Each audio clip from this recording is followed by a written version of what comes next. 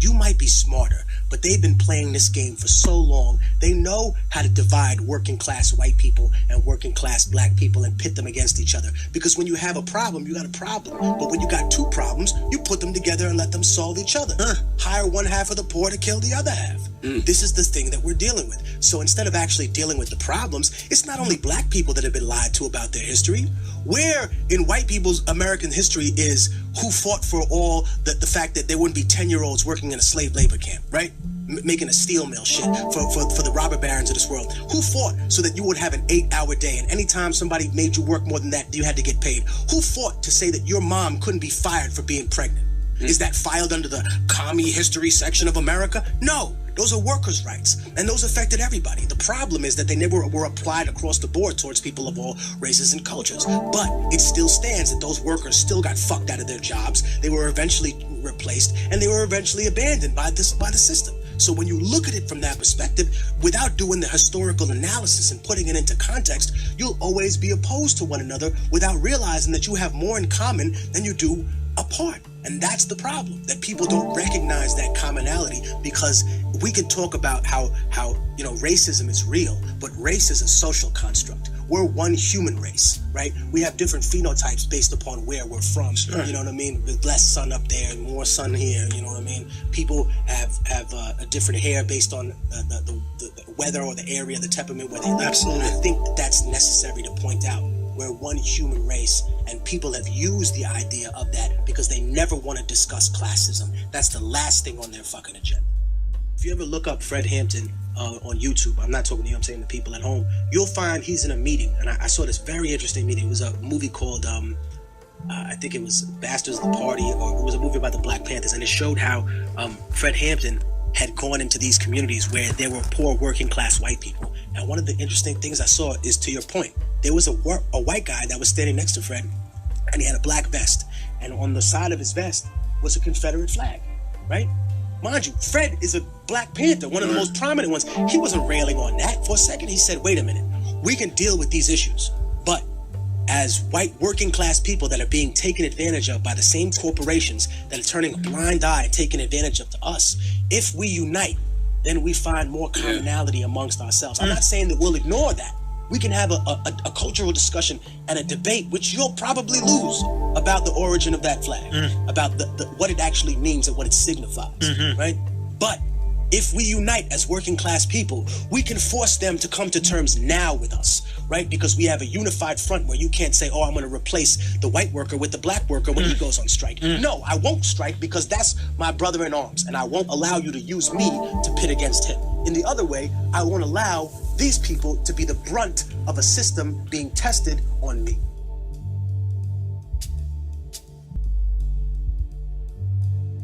There's now perhaps 10-20% of the black population which is economically much better off than ever has been true of that part of the black population before.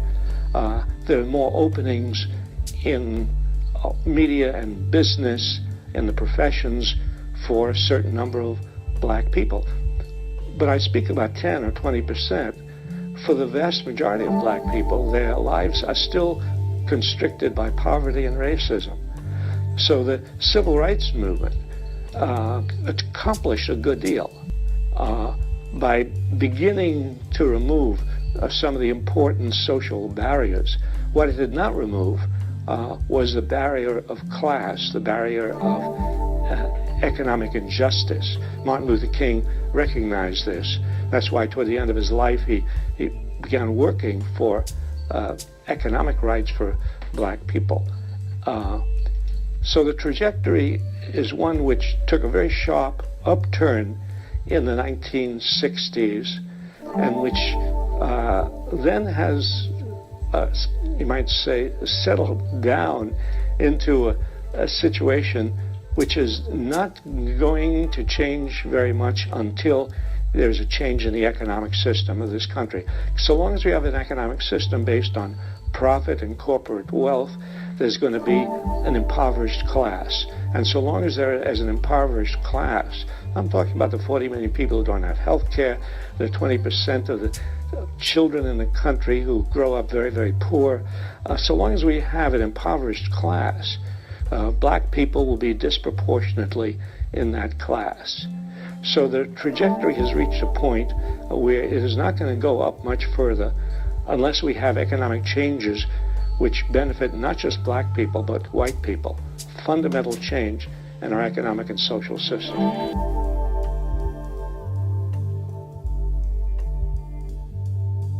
So let me just say right off the bat that everyone has their own perspective as to how black liberation, freedom can be achieved. But quite often there's this distinction in left-black movements that separate race from class or consider class a subset of race. And I think that's a false distinction. And for me, class is no more separate from race than the nose on your face.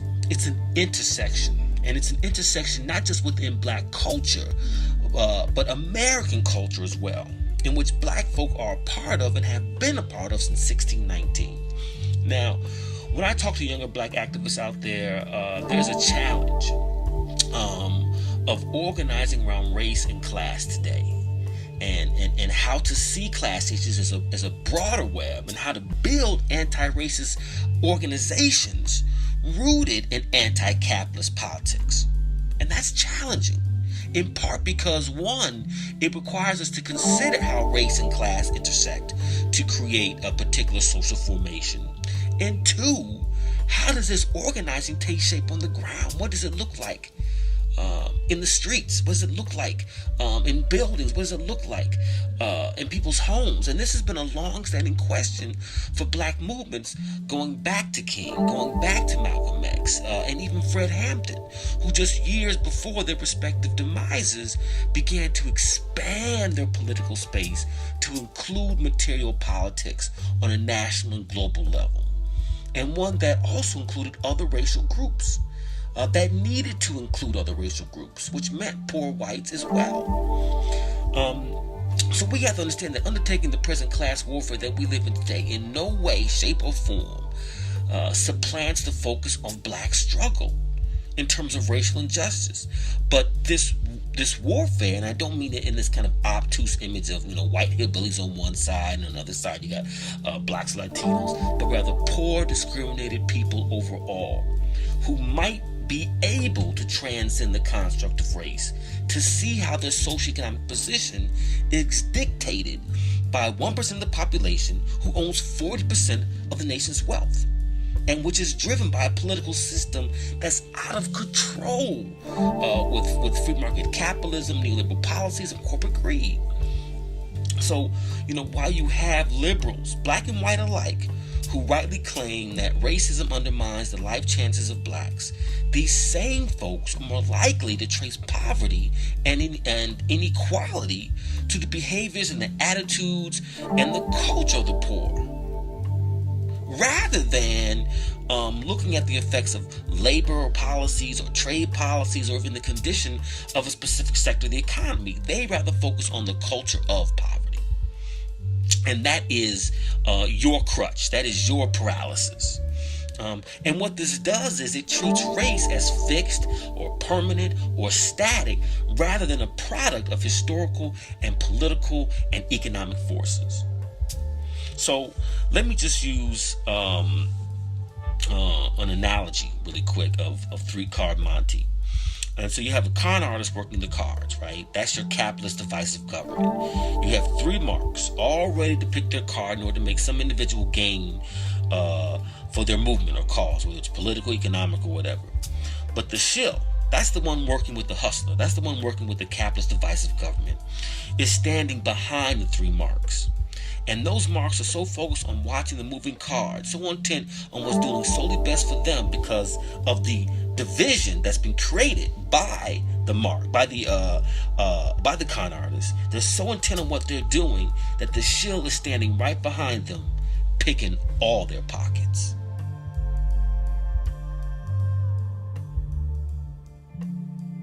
When we look around and we see today in our politics a rich white man telling working class white people that their problem is brown people, We need to understand the historical pedigree of that. That is symbolic of the entire history of race and class politics in America.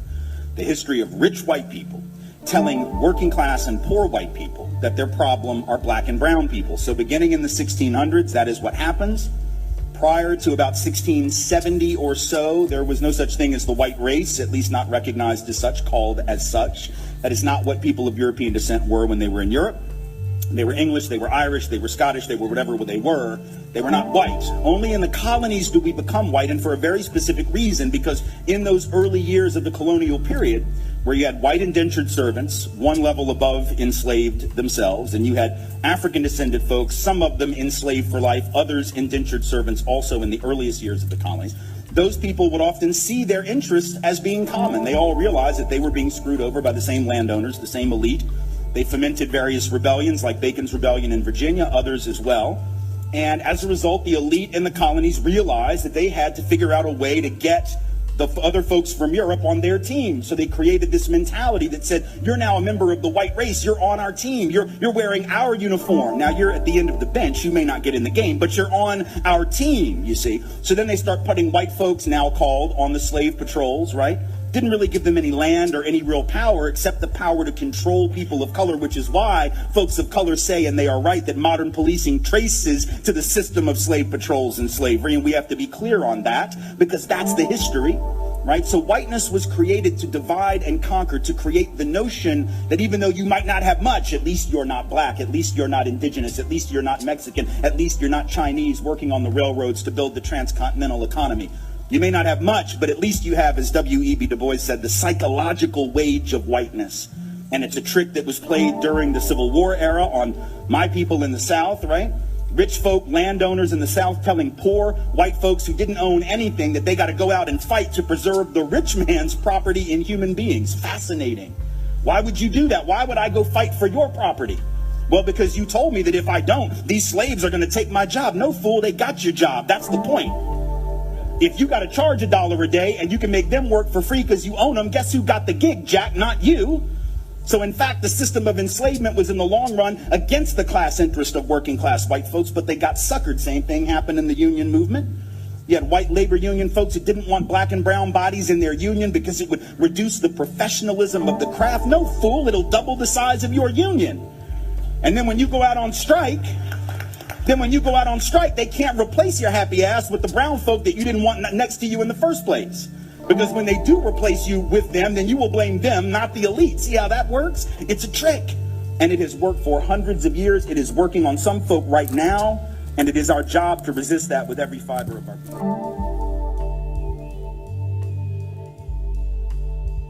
Martin Luther King Jr. was jailed once in Birmingham. And he said he turned to his white jailer and said, you know, you and I aren't that much different. There's not a huge gulf that separates us. You don't have control over the institutions which govern your life. You don't have a basic say-so in American democracy. And yet, the dominant forces of white supremacy manipulate you into believing you are my enemy. And unfortunately, that's a strategy that hasn't changed from Nixon and before Nixon, George McGovern before that on the Democratic side and the Republican side.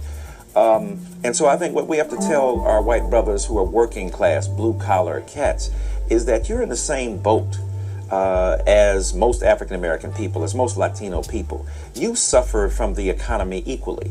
If you allow elite white politicians to manipulate you into believing that your real enemy is a black guy who works alongside you in a factory where you're both inhaling toxic chemicals that will lead both of you to die early, as opposed to this elite figure in the American political echelon or corporate structure that is living off of your anxiety about this black guy, you are going down to defeat. And I think what we have to say to them is that we're in a larger same boat in terms of class, in terms of some of the cultural values we share, even if we have different racial approaches to that. It's interesting that we have a language and vocabulary for race in America, but we don't have much of a vocabulary for class. And many people can't make that distinction. Black or white? Well, what about poor or rich? What about health care or non-health care? And when we begin to break the numbers down, the number of white people on welfare, the number of white people who are poor, the number of white people who don't control the government in ways they'd like to see, and the number of white people who say, you know what, you want affirmative action, but why should your kid get an advantage over me? Or you want reparations, why should your kid get an advantage over mine when we don't have any economic wherewithal either? And I say to them, look, it's not either or. What's amazing is that right-wing conservatives become Marxists when it comes to the issue of race. Aha, you better watch out because those black people are taking money out of your pocket. How many black CEOs of major Fortune 500 companies are there? How many black senators in the Senate? How many even black Congress people? How many people where it counts for white people in terms of their livelihood? Are they subject to black rule? Not many.